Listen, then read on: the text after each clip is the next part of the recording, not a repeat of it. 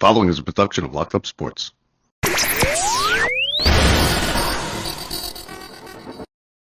Everybody, this is Don LaGreca from the Michael K. Show. When it comes to talking sports, Bob Walters and Brett Grasso are the authority.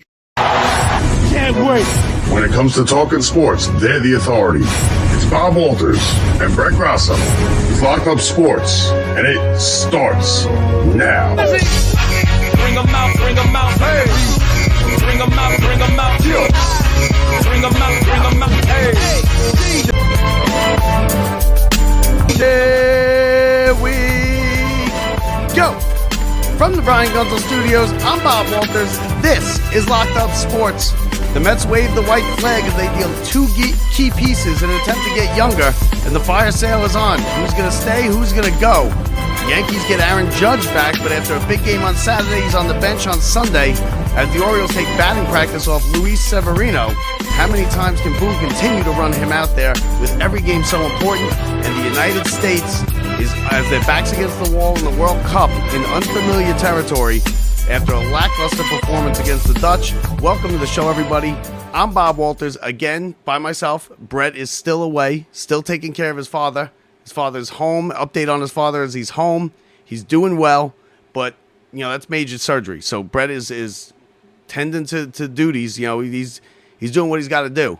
And he'll be back here whenever he can. So you're stuck with another episode with just me. So sorry to disappoint you, but you're stuck here with me. And we're gonna start with the Mets today, of course. We usually start with the Mets, but I'm gonna start with the Mets today because I think this is pretty much the last time we'll be talking about the Mets. The Mets after this week will become irrelevant. They're out of it. They've waved the white flag. They're officially, big time sell off. It's a fire sale in Flushing is what it is. They dealt Scherzer to Texas. Like they didn't have enough of our aging pitchers with DeGrom. They decided to go, try it one more time and get Scherzer.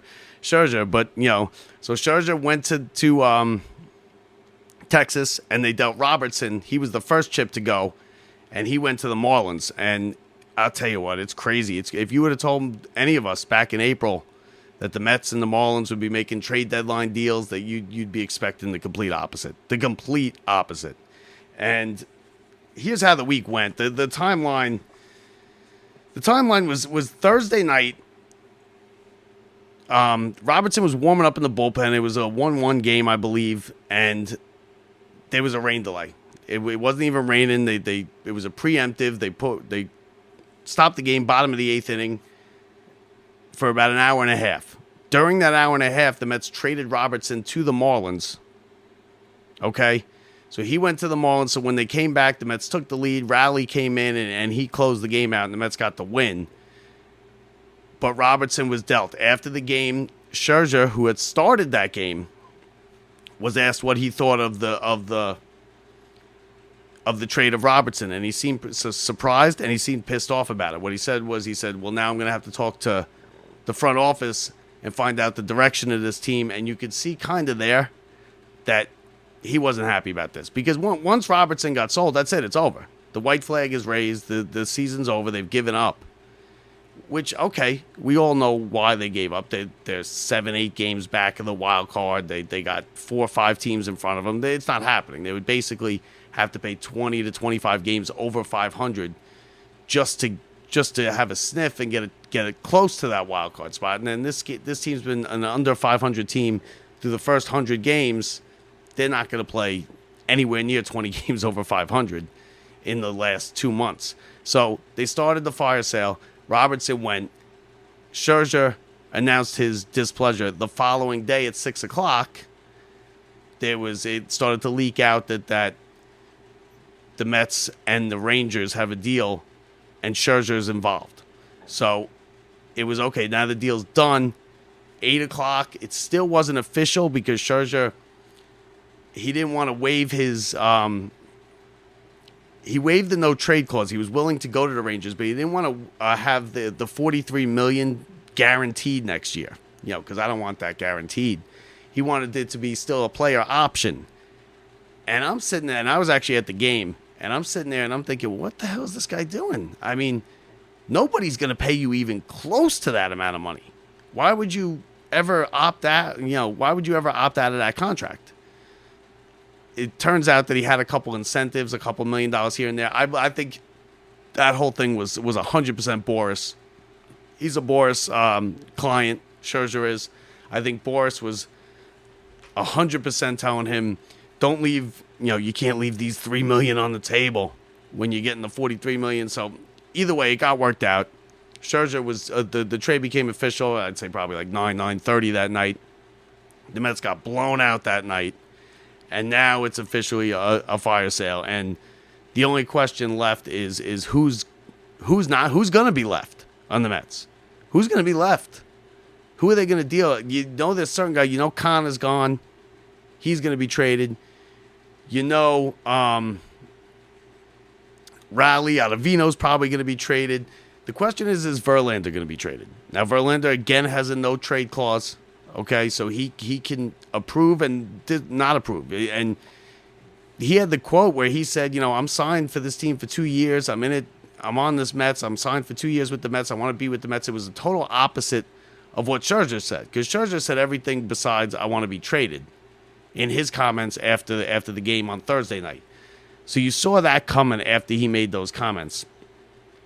Now, as far as the trades go, now who the Mets got back. Now, is Verlander going to go? I don't know if Verlander's going to go. I think if the Mets get a good enough deal, I think Verlander will go. I think everybody is available. I think there's maybe 5 guys who aren't available. Okay, here's the guys that I think are not available. I don't think, obviously, Alvarez, Batty, Alonso. I don't think Alonso's available, but it would not be a complete shock if Alonso somehow got dealt, although I don't see that happening. So let's put Alonso in the untouchable. And Lindor, obviously, because he signed, for the next 8 or 9 years. Other than that, anybody can get traded from this team. The Mets are clearly in full rebuild mode, as we'll see, as we'll talk about in a minute with the return they got on the 2 trades that they've made so far. They're in full rebuild mode. They want to beef up their minor leagues. They've now learned that you can't buy the championship. The same thing, listen, us Mets fans have been yelling at the Yankee fans forever. You can't buy a championship, right? And then we were able to try and buy a championship, and we bought right into it. We bought right into it. We thought you could, just like that. And it turns out, we were right the whole time. You can't. You can't buy a championship. And what happened was, now I think we're entering phase 2 of the Steve Cohen era as owner. Because phase 1 was, okay, we're going to win the title in 3 to 5 years. I'm going to throw a bunch of money at this. The money, the likes of which this game has never seen. And we're going to get this championship. Well, he went down that road, and it was a dead end. Because the Mets had 100 wins last year. 101 wins last year. They lost to Grom. They added another Hall of Fame pitcher in Verlander, and it just didn't work. It didn't work at all this year. This team is they were a bad baseball team. And now did the Diaz injury, facilitate that and make them worse? It probably did. But let's be real. This team would not be, I don't think they'd be in contention if they had Diaz, because they weren't blowing saves. They weren't blowing saves. Robertson came in, he stepped in, he did a good job. The rest of the bullpen was terrible. And that was one of the main problems with this team, was the bullpen. It was a terrible bullpen. They had back-breaking losses. And then on top of that, you had Scherzer and Verlander, who were supposed to be stoppers. When you have a losing streak, you're supposed to have Verlander, Scherzer there. They stopped the losing streak. The Hall of Famers, they come in, they pitch big games. And neither one of them has pitched great. Verlander's been better, which is why I think if they deal Verlander, they're going to get something back real good, because the bar's been set with Scherzer, okay? First, let's go with the Robertson trade. The Robertson trade, I don't think this is not a good trade. And this, myself included, along with most Mets fans, were just ticked off at Billy Epler when he made this trade, when we found out what it was. He traded away Robertson. Now, I get it. He's going to be a free agent. It's only a rental. but he got back two basically low rookie ball teenage prospects. You know, guys who, if they even make the major leagues, are years away, 4 or 5 years away from making the major leagues. So that, you know, that right there showed, okay, now we're in trouble. Now it's really over. It's really a rebuild. Then the next day, when they dealt Scherzer, they got a decent deal, but it cost them money. So what the Scherzer deal is, and I have it right here just so I make sure I get it right. The Mets get Luis Angel Acuna, who is a big-time prospect. He was the number 3 prospect in the Texas Rangers organization. He immediately becomes the Mets' number 1 prospect in their minor league system, okay? Projected to be in the major leagues next year, possibly next year, 2025 the latest, okay? He's tearing up AA right now. He's got big numbers. You see him right here. He's obviously the brother of Ronald Acuna, who's just a superstar. So they got a big return there. But now it cost Cohen money because the Rangers didn't want to pay $40 million to Scherzer next year because nobody wants to pay $40 million to Scherzer. So what the Mets did was they sent Scherzer and they also paid $35 million of the contract for the remainder of this year and next year. So the Texas Rangers are on the hook for about $24 million. So they're going to get Scherzer 2 months into this season. They're going to get Scherzer all of next season, and it's going to cost them about $24 million, and it's going to cost them their number 3 prospect in their organization. So now we all know Scherzer was not pitching great. He pitched a nice game the other night, but he has not been good. Okay, I last week I came on here, I railed on Scherzer. I said I want him out. I'm not changed. I did not change my mind on that. I'm still in the same camp. I'm glad Scherzer's gone. I think the whole thing was a disaster. He's old. He was no good in any big spot. Okay, if you look here, his numbers aren't terrible. Okay, he's 20-9. He's got a 3-something ERA. They're not terrible numbers. But when you watch the games, you know that he just didn't come up big in any spot when the Mets needed him. Okay? The playoff game, the games against the Braves, the games this year when they just needed to stop the bleeding. And Scherzer came up in his turn in the rotation, and he just went up there and he couldn't do it. He's a home run machine. I don't know why. I guess Texas wants his playoff experience. None of their pitchers on their staff have any playoff experience. 0. Scherzer now steps in, and you got a veteran who's won championships, who's pitched in 1 million playoff games, and they're hoping to catch lightning in a bottle and that maybe he turns it around and he could throw together a bunch of good starts. Okay, now the Mets are paying $35 million of his salary, which means they're basically paying $35 million for Luis Angel Acuna, who's a AA player right now.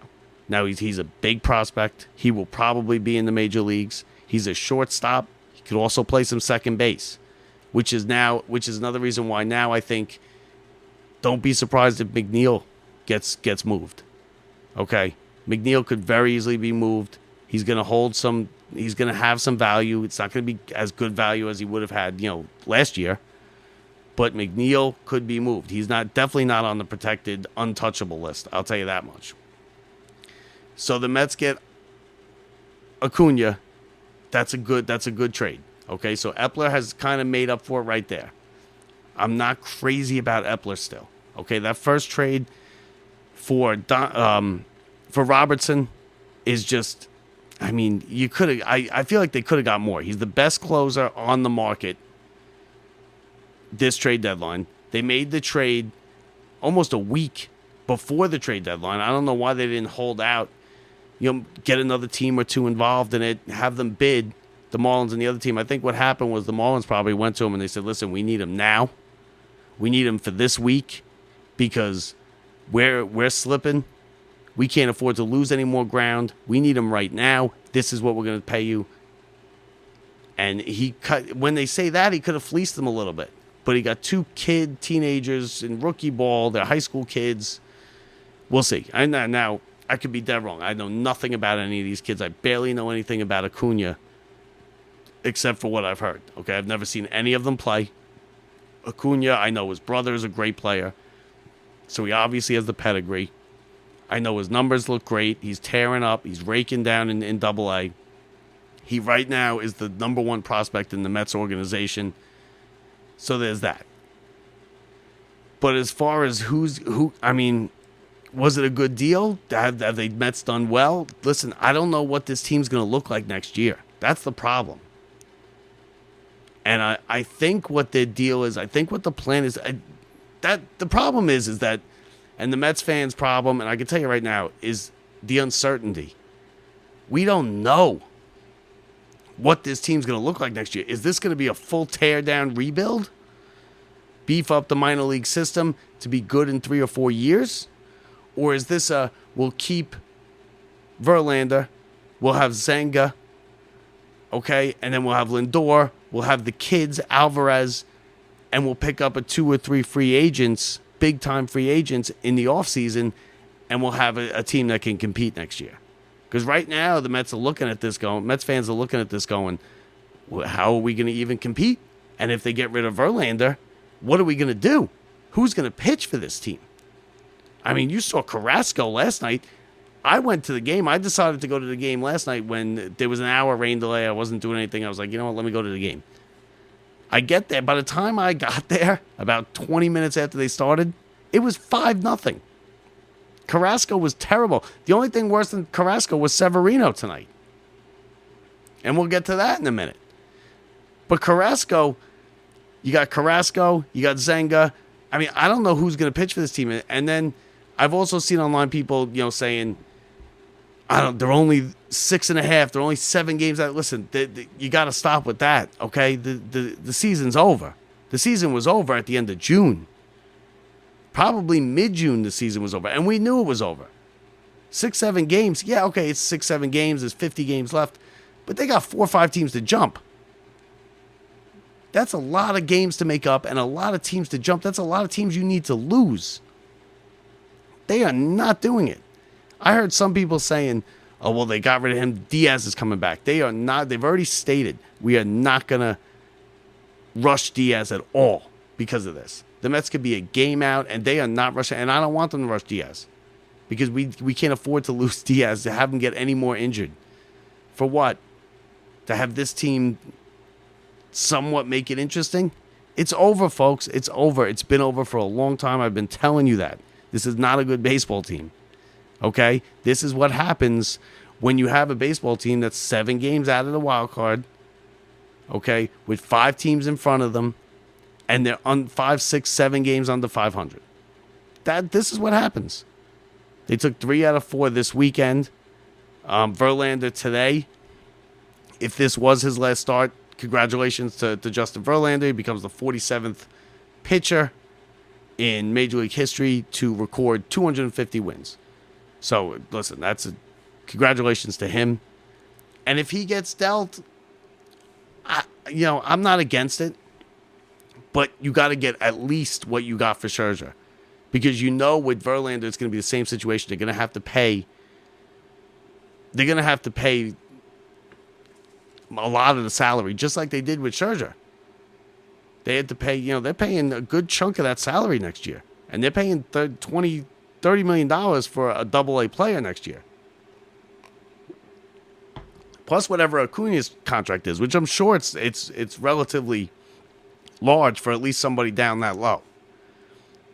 So I mean that's where that is. That's why I wanted to start with the Mets tonight, because after Tuesday, the Mets are going to be irrelevant. We won't be talking much about the Mets. They won't be in the news anymore. They'll just kind of go away, is what's going to happen with the Mets. The Yankees, they got their own issues. We might be into football by the Hall of Fame game. We might be debating as to whether Aaron Rodgers should or should not have said anything about Sean Payton. But right now, until Tuesday, it's Mets, it's trade deadline, it's Yankees. Who are they going to acquire? So that's why I started with the Mets. I know the Yankees had a big game today. I know Judge is back. So now let's get to that.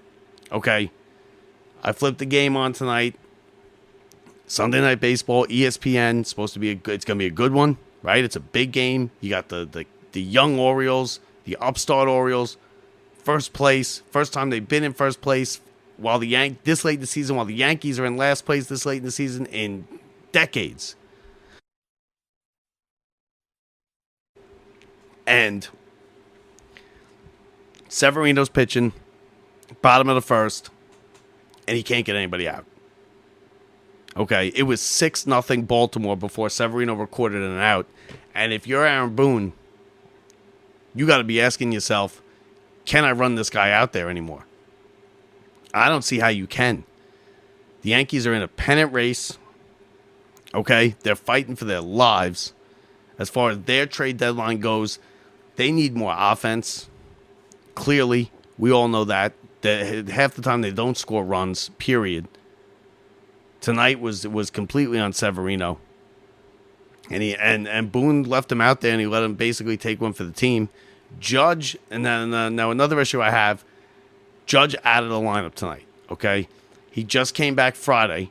He had 3 walks on Friday. He hit a long home run last night, on Saturday night. He had a big game. The offense was just starting to click, and he sat him on the bench tonight. I don't know if it was like a load management type thing. I don't know if Judge's foot was sore. But you can't be playing games with anything now the rest of the way. The Yankees are... Every game is going to matter. That's why I don't think you could run Severino out there anymore. That was a disaster tonight. It's 6-0, and he's got 0 outs in the first inning. And they're hitting the balls. They're just hitting rockets. Screaming line drives, 3-run homer, walk. It was a disaster. The Yankees right now, after tonight, are, let me tell you, they're 9 games out of the division, so that's gone. And I told you I liked the Orioles. I told you the Orioles were good. And I told you the Orioles were going to pass Tampa. They're a game and a half ahead of Tampa. They're 5.5 ahead of Toronto. The entire American League East could end up in the playoffs. It won't happen, but you got Baltimore in the lead in the division. They're headed to the playoffs. You got Tampa Bay. And now when you look at the wild card, the Yankees are 3.5 out of the wild card. Tampa, Houston, and Toronto are your 3 wild card teams. Boston is 2.5 back. The Yankees are 3.5 back. The Yankees are now 5 games over 500. They're 55-50. You can't be afford to run Severino out there. Now, does tonight make them see that, okay, we need a starting pitcher? I know they wanted the guy from St. Louis. What was his name? Oh, they wanted Hicks from St. Louis, but he got dealt today, not to the Yankees. Okay, there are rumblings that San Diego is making Soto available. They are talking to teams, and there's rumblings that the Yankees are one of those teams and that they're interested. If I were the Yankees and you really want to go for it this year and you don't want to just, hope that you get squeezed into that last wild card spot, you got to get Soto. That's really the option, because the Yankees, their pitching is bad. Severino's terrible, and he's been terrible for the majority of the year. The offense is the real issue with the Yankees. Okay, they don't score runs. They go games without scoring runs. They barely have anybody at 800 in the OPS in their lineup. The Yankee fans are celebrating when Donaldson went down a couple weeks ago. The Yankees got to get a bat in that lineup.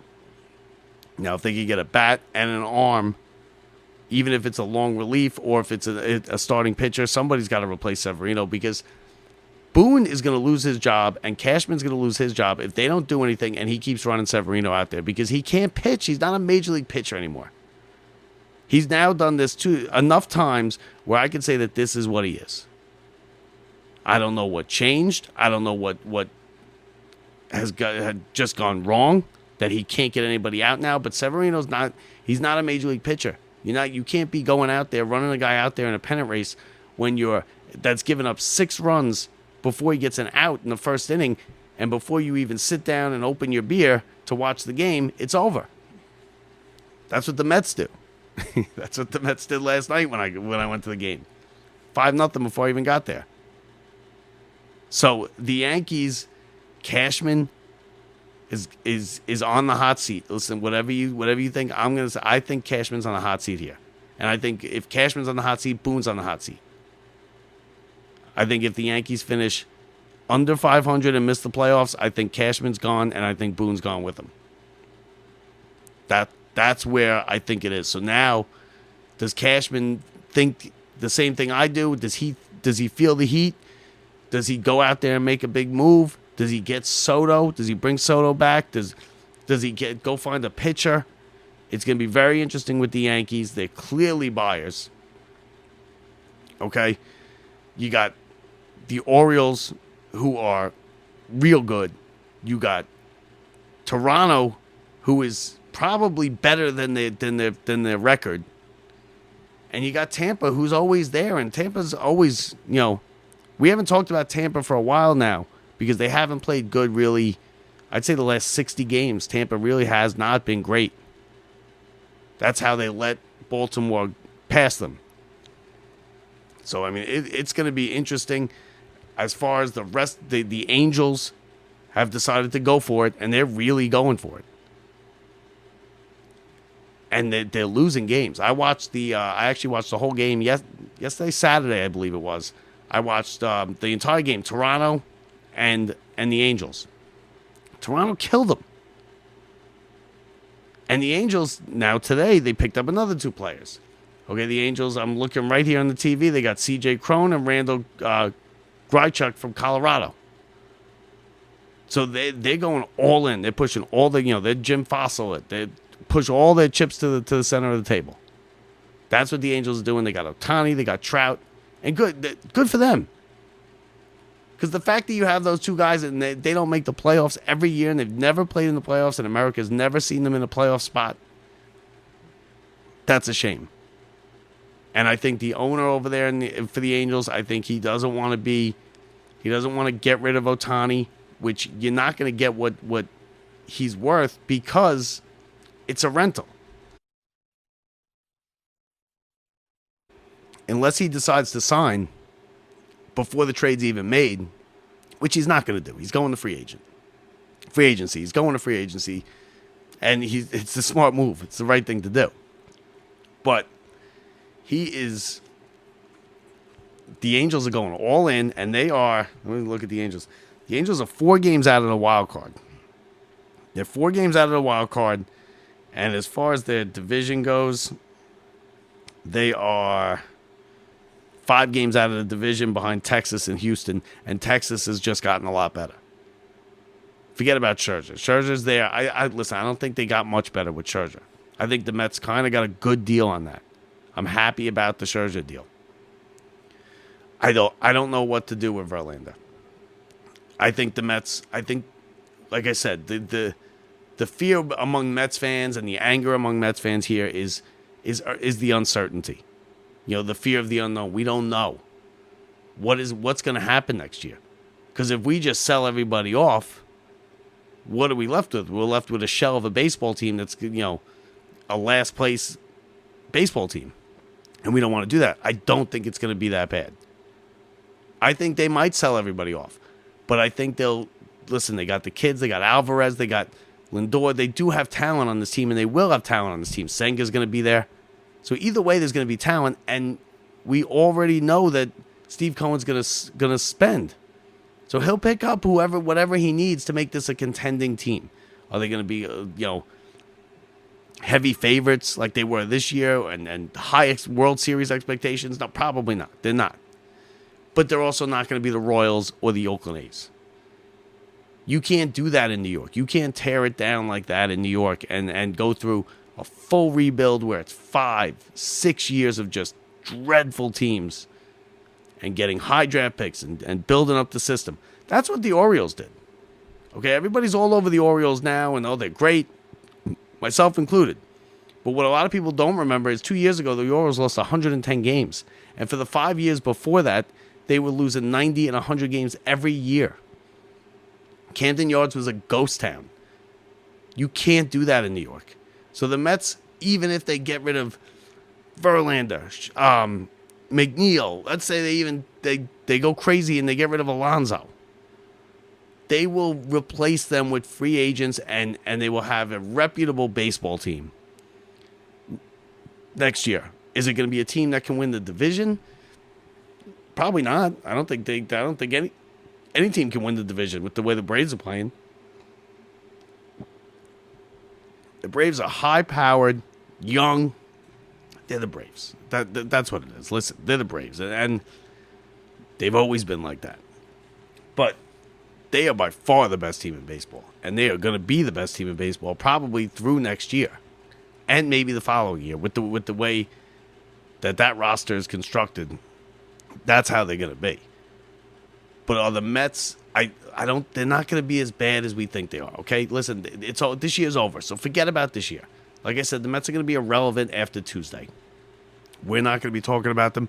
You're not going to hear many people talk about them. They're just kind of going to fade away. And they'll still be playing. They'll have games. It'll be on TV. You'll watch it and you'll tune in. But it's not going to be like the season's over for the Mets fan. Okay, now for me at least, it goes rooting against the Yankees. That's where I turn my attention. I will watch the Mets, but listen, it's not happening. And I know they won 3 out of 4, but they won 3 out of 4 against Washington. Okay, Washington is not that far behind the Mets, to be honest with you either.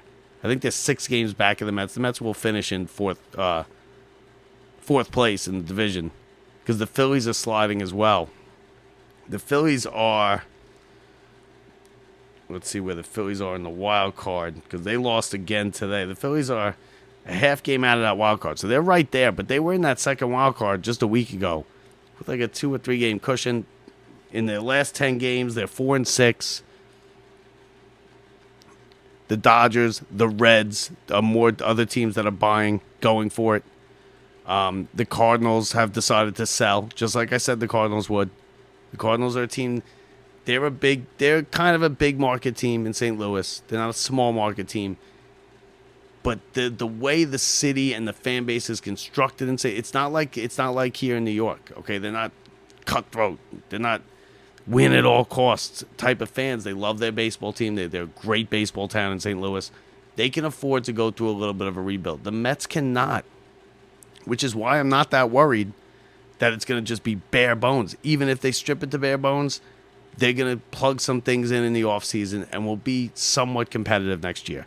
Because you can't strip it down to nothing and do a rebuild just like the Orioles and the Blue Jays did and the Reds.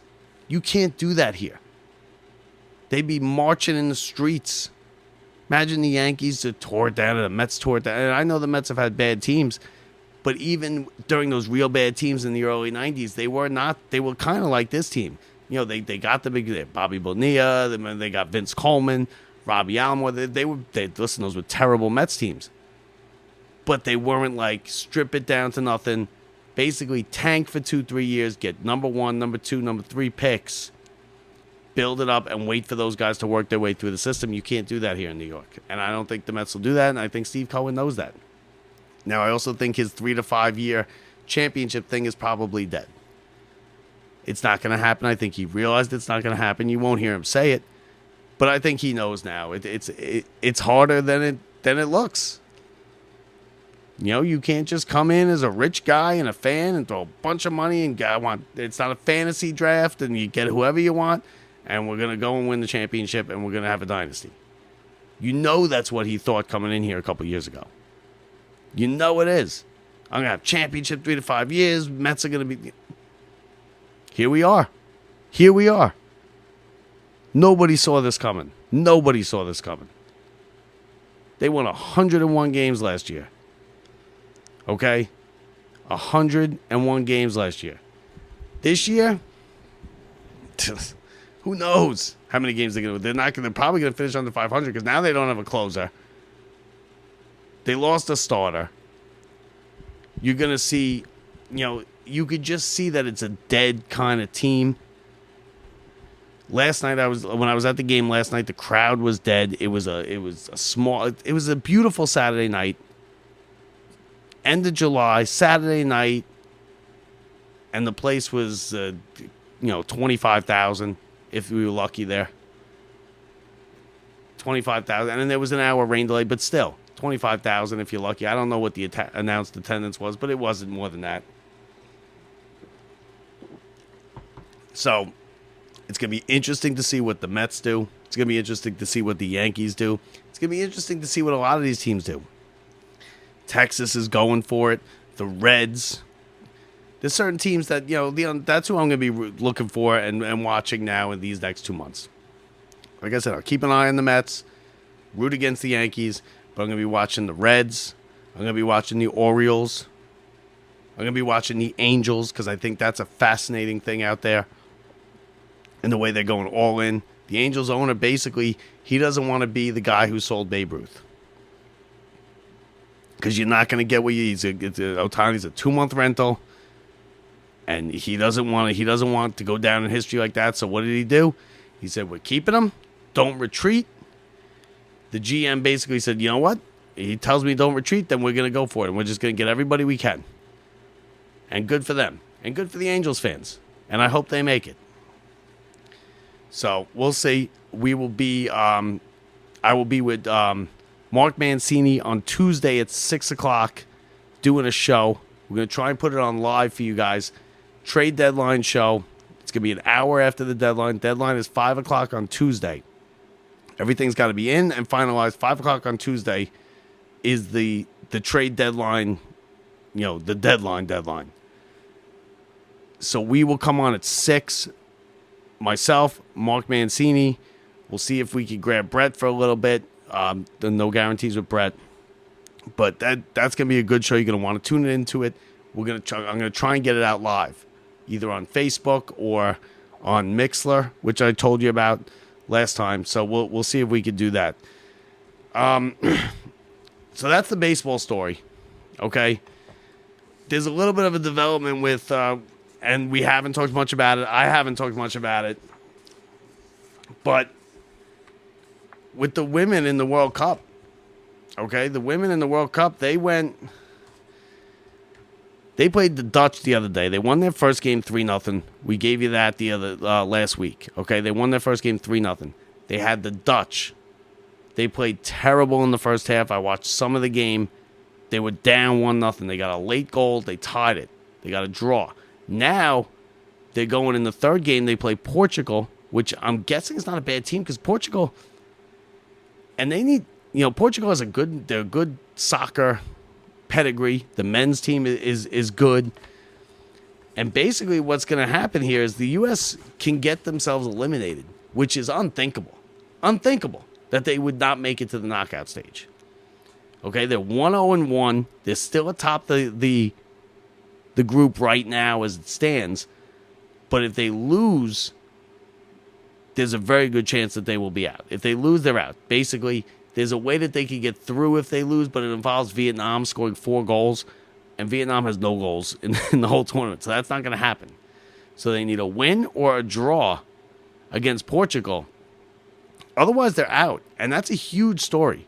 The U.S. women, basically in all of the major tournaments ever in women's soccer, the U.S. has basically made it to, at minimum, the semifinals. I think they're in the finals of most of them. So they need a win or a draw, so it's going to be interesting. I'm going to be tuning into that on Tuesday. I didn't see what time it was. I have it right here. That's going to be, that's fascinating. And the World Cup has been good. Once we get, like I said last time, once we get to the knockout stage, I'll start paying more attention to it. But this caught my attention because the U.S. women, they're like the Russians in the 80s in the hockey team. The U.S. women dominate the sport. They've dominated the sport since its inception, basically, since FIFA decided to recognize women's soccer and put out a World Cup. The U.S. women have been basically unbeatable. They're, like I said, they make it to the final. They win most of the tournaments, most of the major tournaments. And now they got a game that they've never seen. They've never been in a game like this before. They've never been in a, you gotta get a result here in the group stage. Otherwise, you could be going home. And that would be a huge story, and it would be a disaster for the U.S. if they go home. If Portugal somehow finds a way to beat them, and if the U.S. plays like they did in the first half against the Dutch, Portugal can beat them. So we'll see if the U.S. can get their act together. We'll see if they can still win the group. And if they draw, they'll probably finish second in the group, which is disappointing in its own right. Because coming into this thing, okay, even though they were in a tough group, we're gonna breeze through the group. We'll get to the knockout stage. We'll probably win a game or two there before we even get challenged. Now they find themselves back against the wall. They need a win or a draw on Tuesday just to advance into the knockout stage. And we'll see how that goes, so we'll keep an eye on that. As far as the NFL goes, you got the training camps now in full swing. Giants and Saquon Barkley agreed to the one-year deal last week, so he is now in camp. I said last week that I wasn't sure. I was confused. I was confused as to why he was able to sign a deal, because there was a deadline that they didn't meet the deadline. Okay, it was done. He was threatening holding out, and then all of a sudden it popped up on the TV that the Giants had signed Saquon Barkley. Basically, here's what happened. They just did an extension of the franchise tag. So he basically signed the franchise tag. He got a signing bonus, and he got a couple plateaus where if he hits X amount of yards, I think it's 1,300 yards, he gets $2 million. If he gets a certain amount of catches, he gets another $1 million. If the Giants make the playoff, it's stuff like that. There's incentives involved. I guess they're allowed to add incentives and signing bonus onto a franchise tag, but they don't have to. So, good for the Giants. Listen, they basically threw him a bone. They said, hey, here you go. And what is he going to do? Like I said, he really had no choice. You can't sit out. What's he going to do? Sit out a whole year? When the lifespan of an NFL running back, he's basically already exceeded it. He's missed time with an injury. We've seen players sit out before. It doesn't work, especially with running backs. We've seen running backs do it, and it doesn't work. What's his face for the Jets? Just sat out with Pittsburgh, came to the Jets, and he was garbage. And then he was basically tossed into the scrap heap. And I told you that NFL running backs, it's just not a position where you need a star, a high profile, high paid star. You just don't need it. But good for the Giants. They recognized that Barkley is a good person. He is a good player. They didn't have to do this for him. Because you know what? Even if they didn't do this, Barkley was coming back to play. If the Giants said, we're not doing nothing, you are the franchise tag, you're going to make X amount, this is what you're making, this is what the franchise tag gets, he would have been there for week one. I promise you he would have been there. Now the Jets, like we said, the Jets are a week ahead of everybody else because they do play in the Hall of Fame game this year. The Jets had a little, there was a little, I guess, controversy involving Rodgers and Nathaniel Hackett. If you didn't see the comments, Sean Payton, let me find the comments here. Here it is. Sean Payton said in a press conference the other day, last week, he said, Nathaniel Hackett, his 15 weeks with the Broncos last year was some of the worst coaching he'd ever seen in his life, and some of the worst coaching ever in NFL history, and he blamed the fact that Russell Wilson had a terrible year last year on Nathaniel Hackett, and basically said he's a terrible coach. Nathaniel Hackett, of course, is the Jets' offensive coordinator. So now people are asking Rodgers, what do you think about what Sean Payton said? Now, as a aside here, Sean Payton, 2 days after he had said it, they didn't ask Rodgers until about a couple days later, 5-6 days later. 2 days after Sean Payton said it, he apologized. He basically realized he screwed up. Okay, he basically realized, I shouldn't have said that about another coach in my profession in the league. And he came out and he said, listen, I still had my Fox hat on. I'm still thinking like an analyst, and I got to get back into coach speak, and a whole bunch of BS. Because that's how what he said is how he really felt. So anyway, they asked Rodgers, How do you feel about this? Rogers said, and I quote, Sean Payton better keep my coach's name out of his mouth. Then be some fighting words.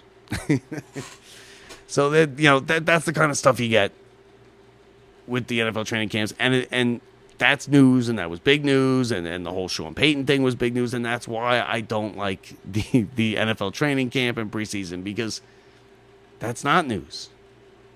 Okay? Sean Payton, Nathaniel Hackett did a terrible job with the Broncos.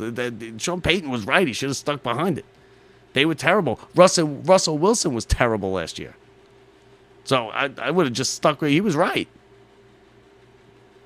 Now, Nathaniel Hackett, okay, he's worked with Favre. Favre has worked with Favre. Listen to me. Rodgers has worked with him forever. I'm going to be saying Favre. The Jets could be in the Super Bowl this year, and I'm going to say Favre.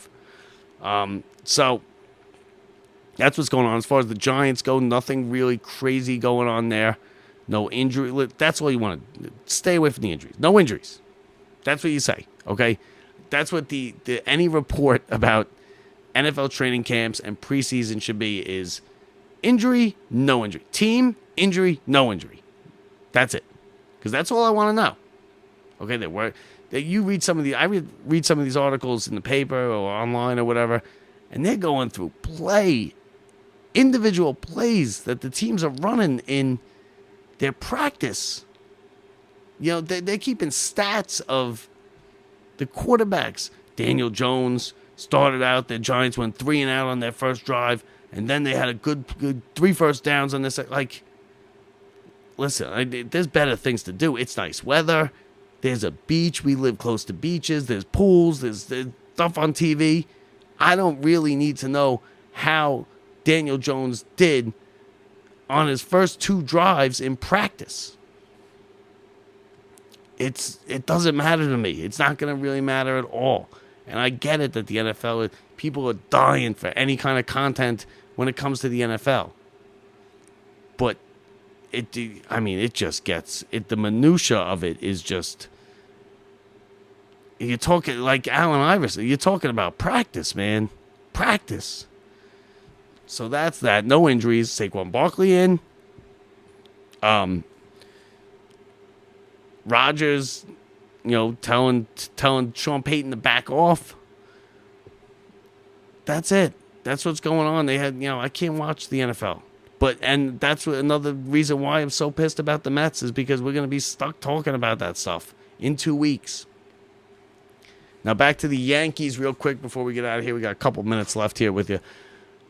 The Yankees, listen, as far as Severino goes, I don't know what the Yankees are going to do. Yankees are in trouble.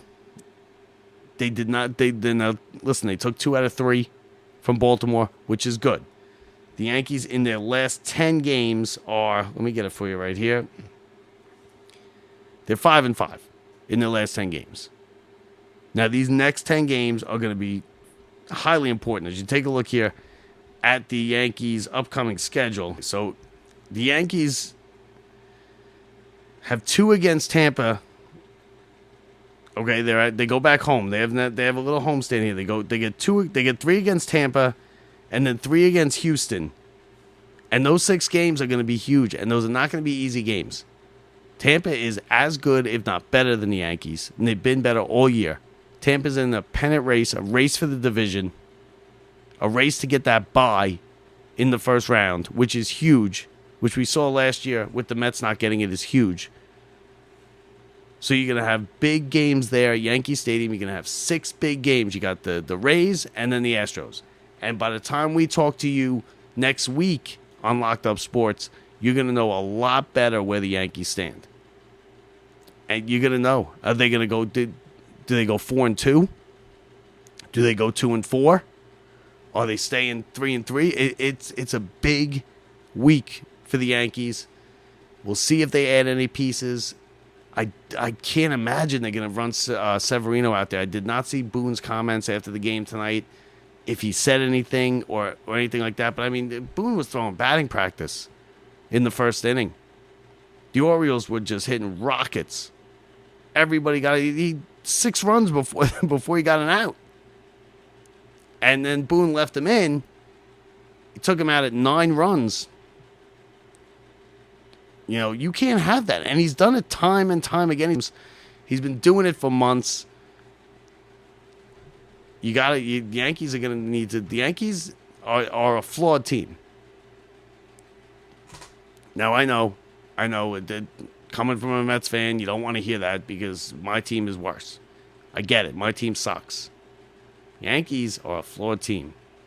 They are 5 games over 500. They've been slowly slipping towards 500 now for the last 3 weeks.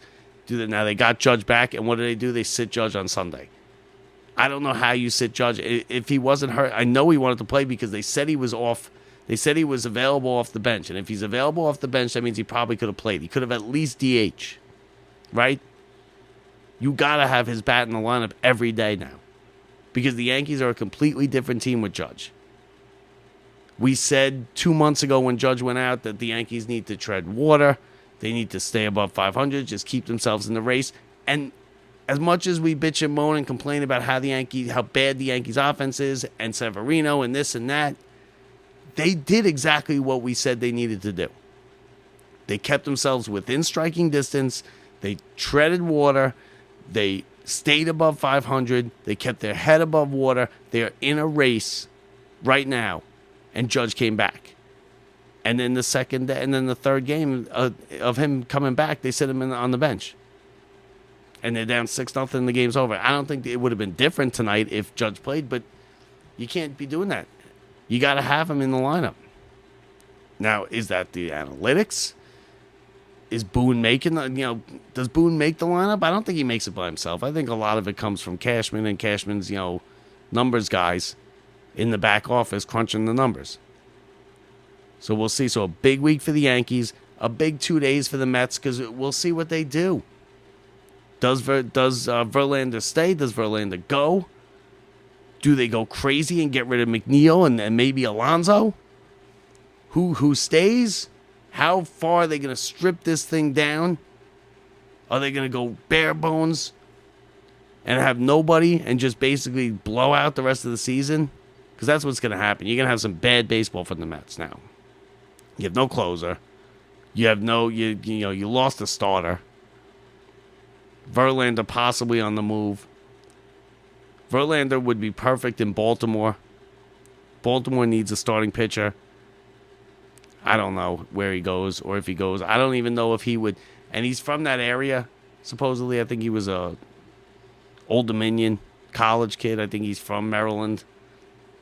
So we'll see if he would even waive his no-trade clause. It's all up to him because even if the Mets make a deal, it still comes down to whether or not he waives the no-trade clause. So, listen, that pretty much does it for us tonight. Again, we like to send our best wishes to Mike Grasso. Mike, get better. Brett, you do you. You take care of your father. Whenever he gets back, hey, listen, you're not missing much here, right? The Mets suck. I know he said he wanted to talk about the Mets and the trade deadline and stuff. He was going to come on for a couple minutes. He couldn't do it. He's just too busy. He's over there by himself taking care of his dad. So if you're in the Sable area, stop by and help him out, would you? So he could come on here and talk to his fans and get the garbage he has about the Mets off his chest. So that does it for me. Again, make sure you tune in Tuesday. Tuesday we're going to have a trade deadline show. Myself and Mark Mancini at 6 o'clock. We're going to try and put it out live. If I don't put it out live, I'll have it out by 7:30, 8 o'clock. It might be just audio, and it might be just audio live. We might even take some phone calls. If we do it on the Mixler app, we will have at least a chat where you could chime in. So make sure you tune in for that. You could watch the MLB Network and SNY and Yes Network up until 5 o'clock when the deadline hits. And then at 6 o'clock, you can tune in to us here at Locked Up Sports. So that does it for us. I hope everybody had a good weekend. I hope you enjoy your week. Have a good week. Look, we're running out of summer here, right? Only a month left. So I will talk to you guys on Tuesday. Mike, get better. Brett, I'll talk to you in a little while. That's it for us. I'm Bob Walters. Thanks for watching, everybody. Remember, we are always available at lockedupsports.net. Leave us a 5-star review on Apple, Spotify, and if you're on YouTube, also review us and subscribe. So that does it for me. I'm Bob Walters. I'll talk to you on Tuesday, everybody. See ya.